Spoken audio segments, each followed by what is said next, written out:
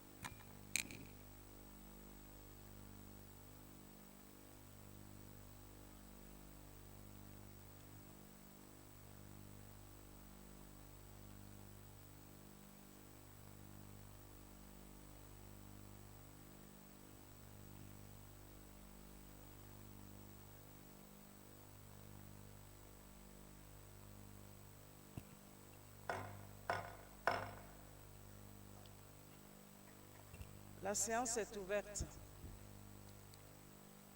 Chers collègues députés, professionnels des médias, bonjour. Je vous invite à observer comme le recommande la tradition, une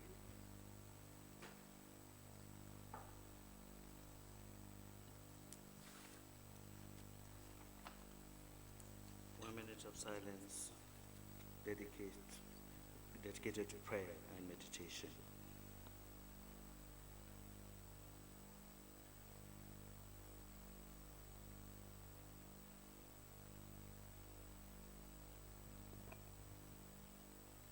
Amen. Monsieur le secrétaire général, Secretary General, please proceed with the roll call of members of Parliament. Merci, Madame la Présidente. Thank you.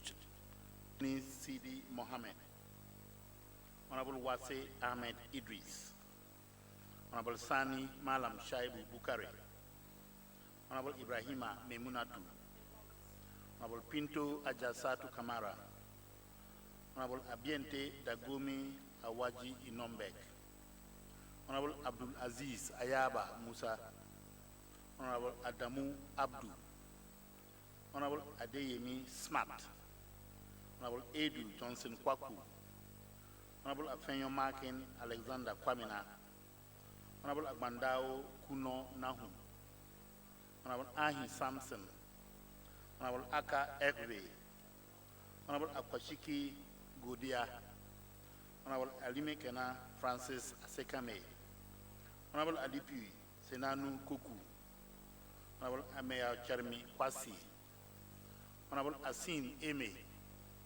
Honorable Uyo Ibrahim Usman, Honorable Ayamba Ladi Ayi, Honorable Ayariga Mahama, Honorable Ba Chenu Maju, Honorable Balarabe Silami Abdullahi, Honorable Balogun Adebayo, Honorable Baru Kebake, Honorable Betra Emmanuel Kwesi, Honorable Boluvi Patrick Kojovi Senam, Honorable Borofis Ajayi, Honorable Bukar Fugu, Honorable Bacha Emmanuel, Honorable Khalifa Sidi, Honorable Kamara Karamo, Honorable Cuba Ikwia Zulenda, Honorable Kulibali Traore Ajaratu, Honorable Daudu Bashir, Honorable Jibo Ali Amadou, Honorable Ego Okene, Honorable Ezenwa Onyeweji, Honorable Fanny Musokura Chantal, Honorable Fernandez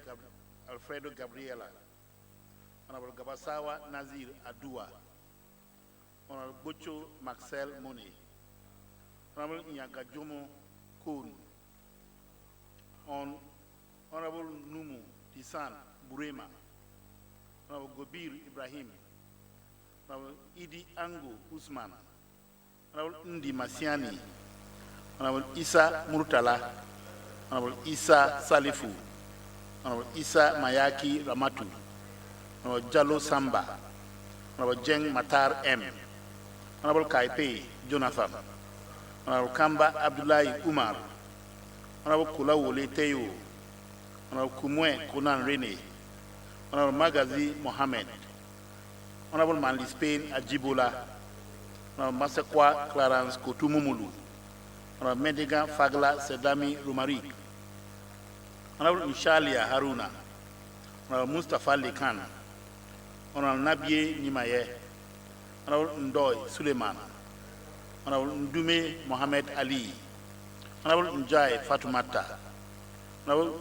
Nubono Hazum Hippolyte, Honorable Odebiyi Tolu, Honorable Ogba Obina, Honorable Okejef Emmanuel, Honorable Olujimi Biodon Christine, Honorable Ono Sandy, Honorable Watara Kurbie Modibo, Honorable Pereira Diaz Orlando, Honorable Rocha Rosa Lopez, Honorable Rosario de Brito Nelson, Honorable Sado Nazer, Honorable Sahabi Alaji Yao, Honorable Seydou Alkali, Honorable Sakande Benao Kabubieren Bektil, Honorable Sako Mamadou, Honorable Salam Bamidele, Honorable Saleh Gabriel Zok, Honorable Sal Ibrahima Baba, Honorable Sama Musa Shaka, Honorable Sankara Danladi, Honorable Santos Tavares Carlos Alberto Dos, Honorable Sa Worai,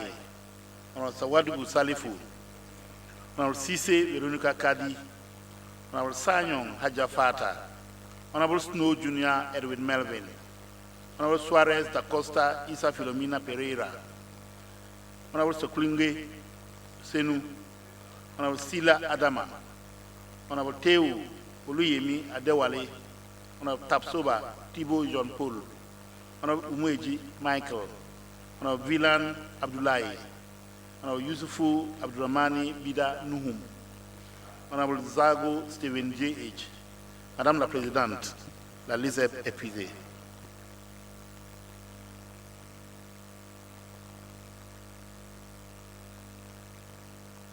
Merci, Monsieur le Secrétaire général. Thank you, SG. Under Article 57, Alinea 1 of our Rules of Procedure, the quorum has been formed to discuss an agenda for today, and it's been so decided. Before we delve into our agenda today, I'm happy to announce that some members of MP from Côte d'Ivoire and Cape Verde were sworn in, and this has led to a reorganization of members of the standing committees.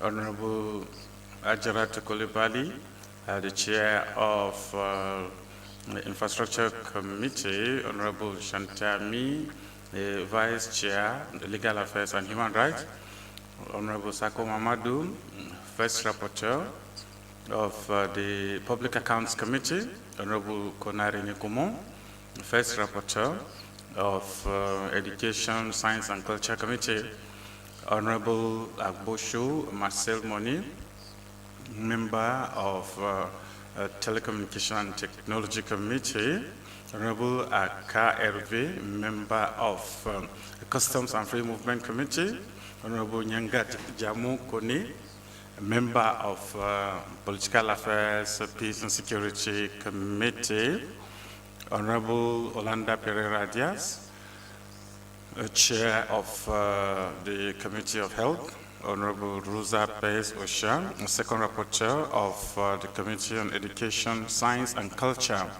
Honorable Isa Filomena Pereira Suarez da Costa, First Rapporteur of the Committee on Legal Affairs and Human Rights, Honorable Carlos Alberto dos Santos Chares, Member of Public Accounts Committee, and finally, Honorable Nelson Dora Zobe Obeto, the Committee on Customs and Free Movement member. As a reminder, the provisions of Article 31, Alinea 2 and 3 of Rules of Procedure provides that The Speaker shall submit to plenary for the approval the list of members of standing committees, and the composition of the committees should, as much as possible, reflect an equitable distribution amongst national parliamentary representatives. Henceforth, the lists presented acceptable on condition that they are presented by 5 members at least. The Parliament will vote based on this amendment and such. In line with this article, I submit to the plenary for the approval the list of these members of standing committee. Il en est ainsi décidé. It's been so decided. Dear colleagues, with this said, our agenda for this plenary in the morning shall be dedicated to listening to country reports of Guinea Bissau, Senegal, and Côte d'Ivoire. Are these countries ready for their report? If yes, I'm going to call on Senegal.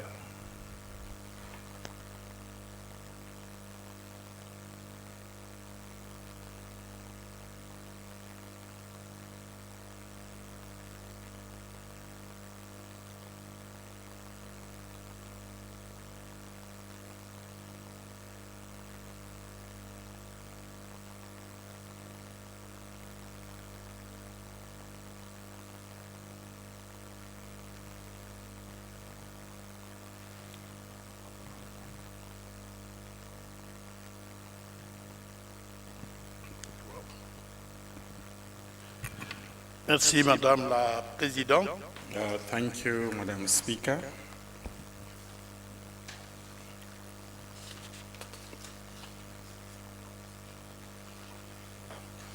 I'm going to read the report of the delegation of Senegal, which is made up of the following MPs, my humble self, Honorable Acting Leader of Delegation, Honorable Ndoye, Honorable Ibrahim Baba Sal, who is indisposed, Honorable Abdoulaye Villan, indisposed, Honorable Adama Sila, Honorable Horaisa. I'd like, first of all, to draw your attention to a little error.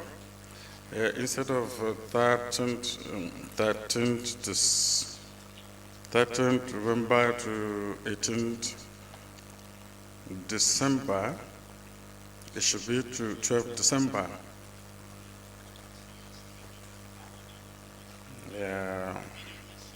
Excellency the Speaker, therefore the Deputy Speakers, honorable members of the Bureau, the Secretary General, and all members of Parliament, all protocols duly observed. It's an honor for me to read the report of Senegal in line with the template given. And we shall start by talking about the general political situation, and then security, economic and social situations of my country. Then we shall also talk about human rights situation, as well as the implementation of community texts. Consequently, Madam Chair,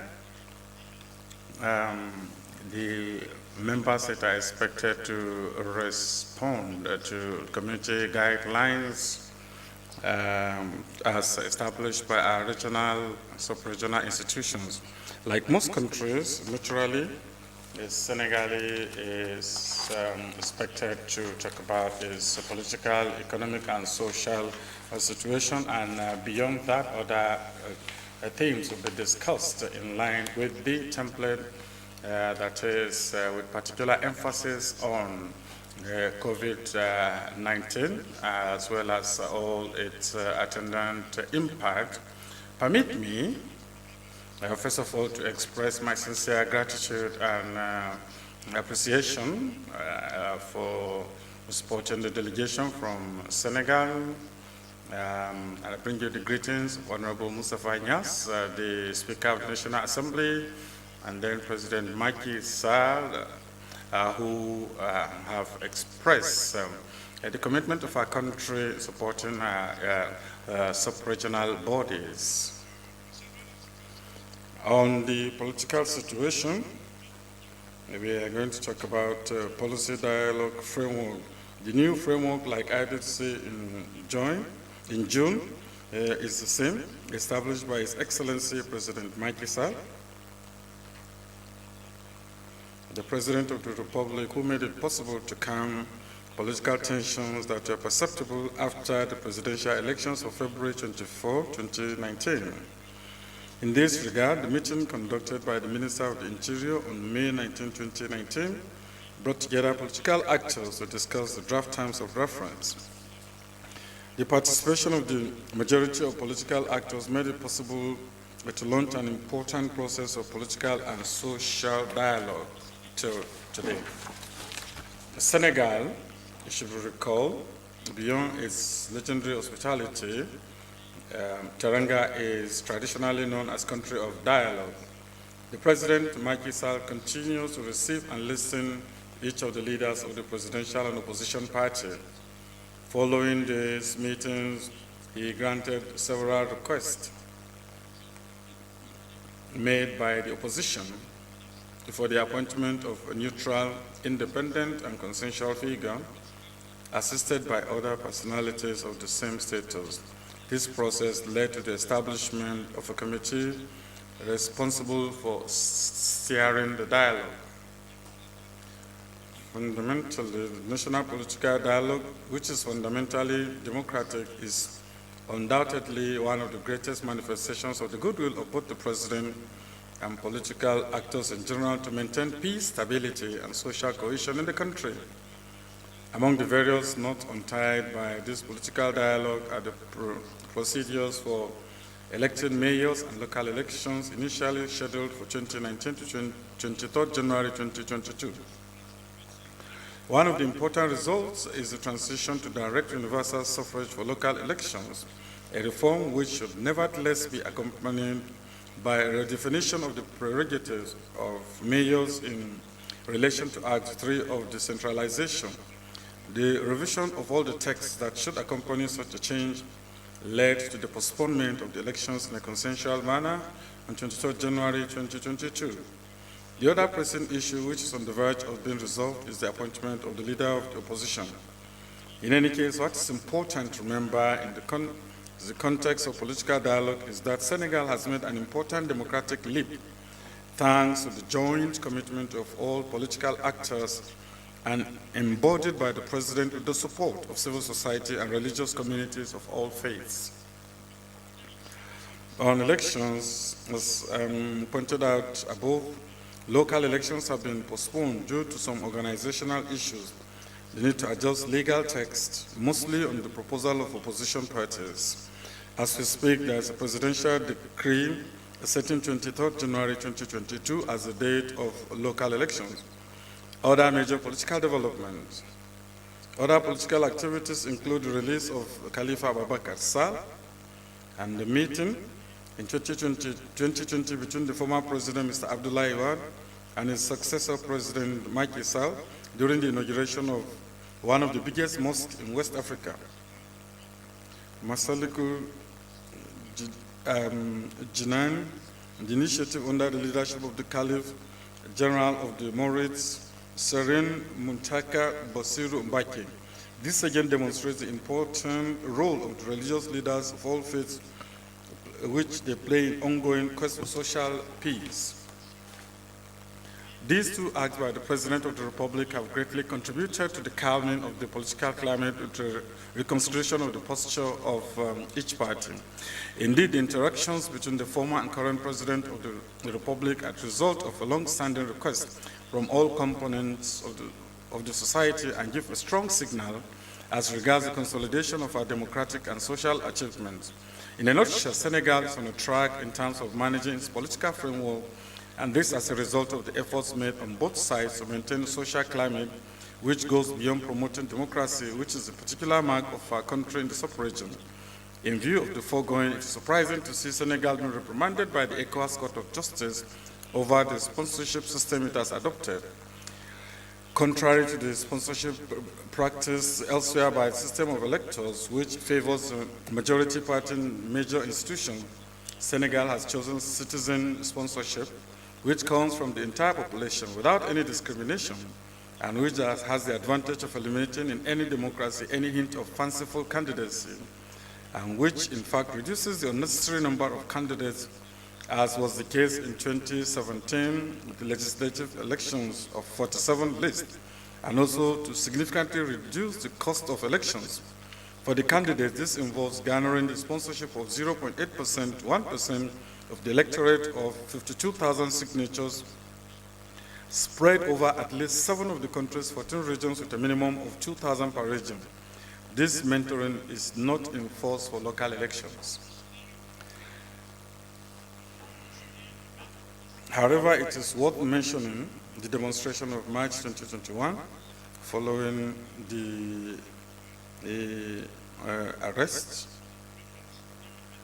on the 3rd March 2021, following the arrest of Mr. Ousmane Sonko, member of the National Assembly and leader of the opposition party Pastef Le Patriote, who came third in the last presidential elections of 2019. On February 3rd, 2021, a young Senegalese named Guinea Bissau lodged a complaint with the Investigations Court of the National Gendarmerie against Mr. Sonko.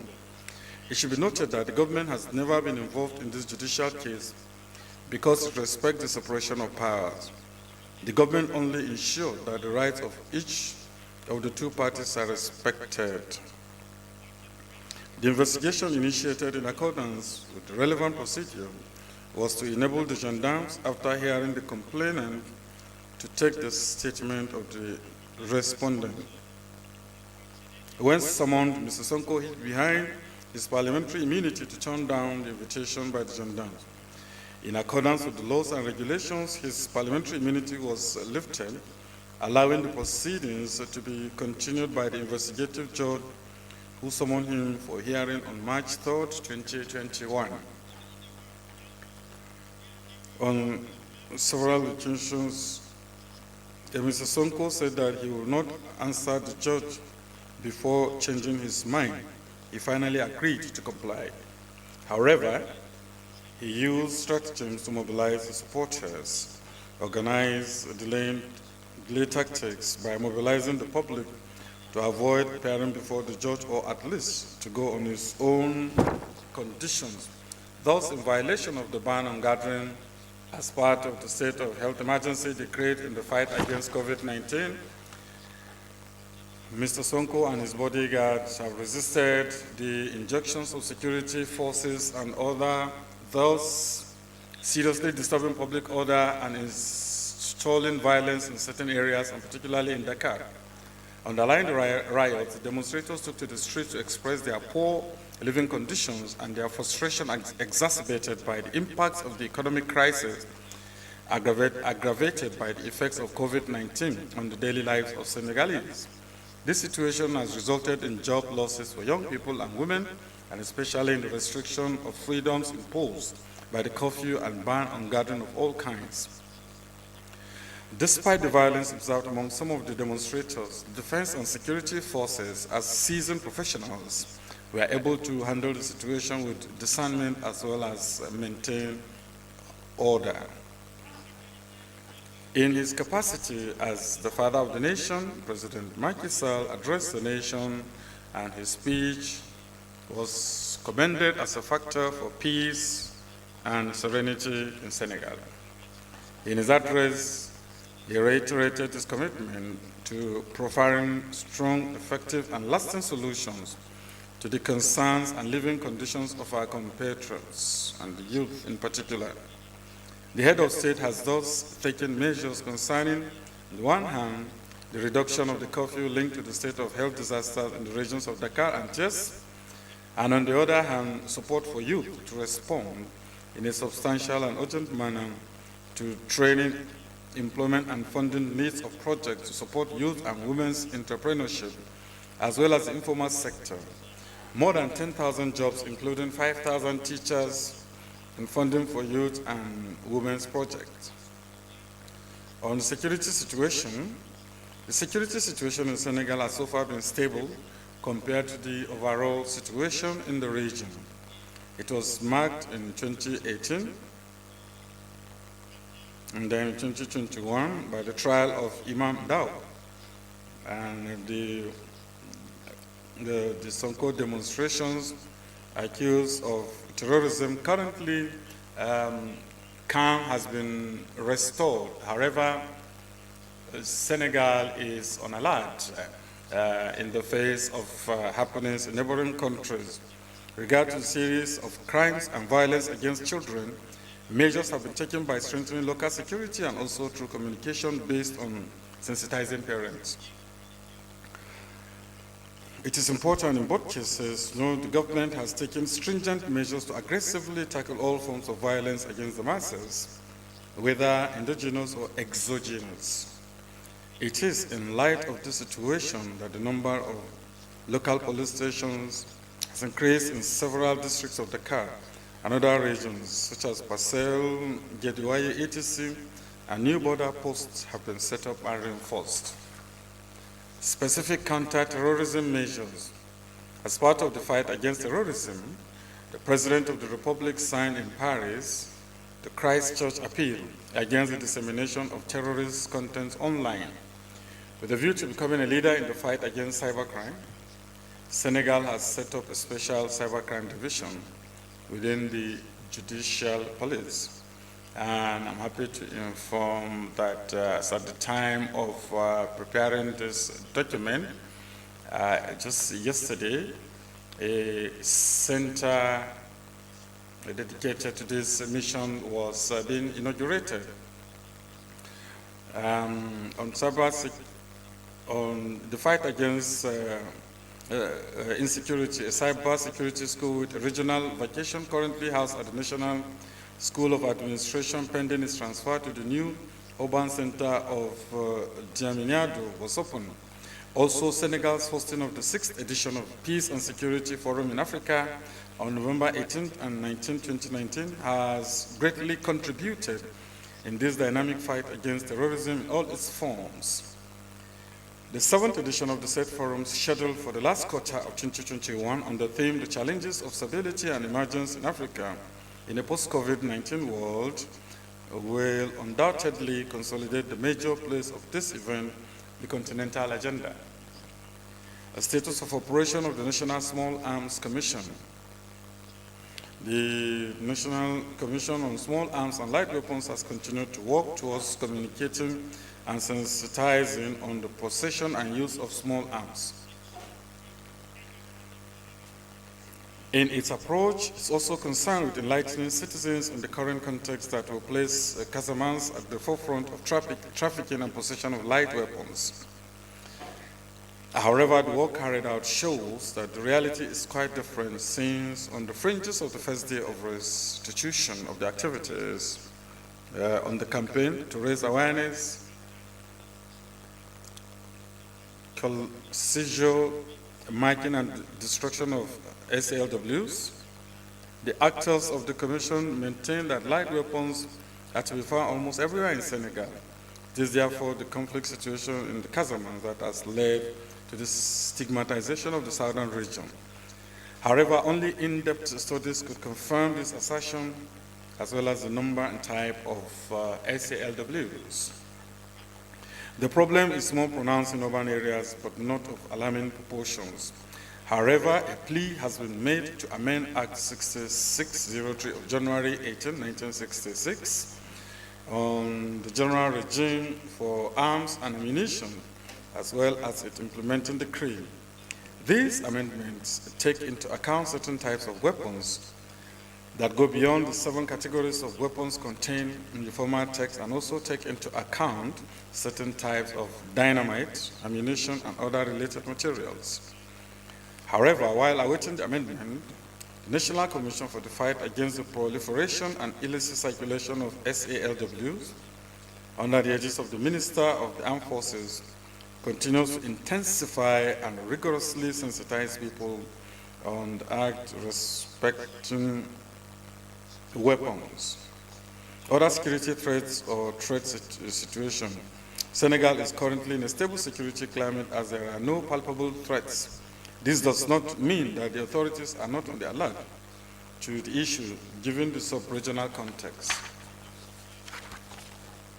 And that was why I said a short while ago that just yesterday, the 1st December, the Senegalese Institute of Defense by the President of the Republic on human rights situation, operational status of the National Commission. The Senegalese Human Rights Commission is the national human rights institution created by decree number 70-453 of April 22, 1970, in accordance with the recommendations of the United Nations General Assembly. This Human Rights Monitoring Committee is involved in the human situation of Senegalese citizens residing in the country, as well as those in diaspora, including foreigners living in the country. Moreover, as part of their communication, the committee organized in October its 9th annual training session on international human rights law. It was also granted an audience with the UN High Commissioner for Human Rights early November 2019 and 2020.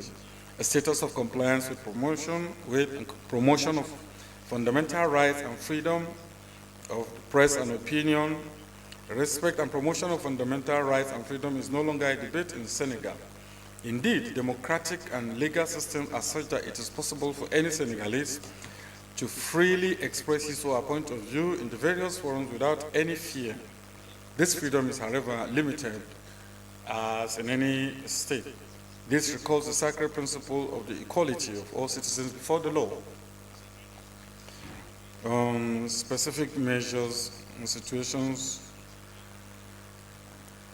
in this context, it's worth mentioning Senegal's significant efforts in the areas of protection of the rights of persons with disabilities, promotion of women's rights, protection of the rights of the child, situation of refugees and displaced persons.